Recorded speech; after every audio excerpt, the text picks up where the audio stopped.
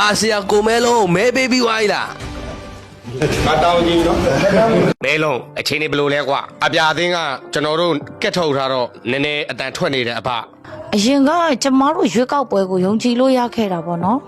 အခုအခင်းအကျင်းရကျမတို့ပါတီတွေကအာဏာရအစိုးရနဲ့ပြိုင်တယ်လို့ဖြစ်သွားတယ်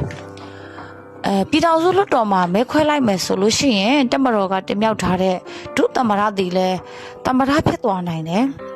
အဲ့ဒါကြောင့်မလို့လွတ်လပ်ပြီးတော့တရားမျှတတဲ့ရွေးကောက်ပွဲလို့တော့ယတိပြက်ပြောလို့မရသေးဘူးရှင်ယုံကြည်လို့မရသေးဘူးပြောချင်ပါတယ်ရှင်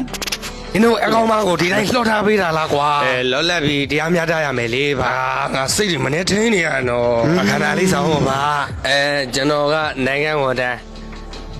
ပါတီကောင်းဆောင်မဟုတ်ဘူးတမရလှုပ်ချင်ပါတယ်ဘာညာသွားပြောလို့မရဘူးလှတော့ကတမရရွေးကောက်တင်မြောက်တဲ့ခါခေါ်တဲ့အခါမှာအဲကြမှာ process တွေရှိတယ်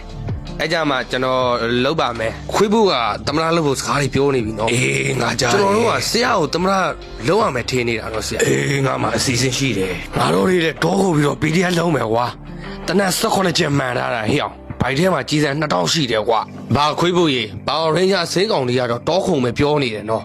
အေးကောင်းတာပေါ့ကွာအဖွဲတွေများလေစပွဲတွေကြားလေဟေ့ငါတော့ပြောလေဟေ့ငါပေးစော်ထားတဲ့ကစားကွင်းတွေကနေရုပ်လေးတွေစိတ်ကူးရင်မနေနဲ့နိုင်တာကအစိမ့်သေးပဲနိုင်မှာအေးတမရကငါလုံမှာရှင်းလား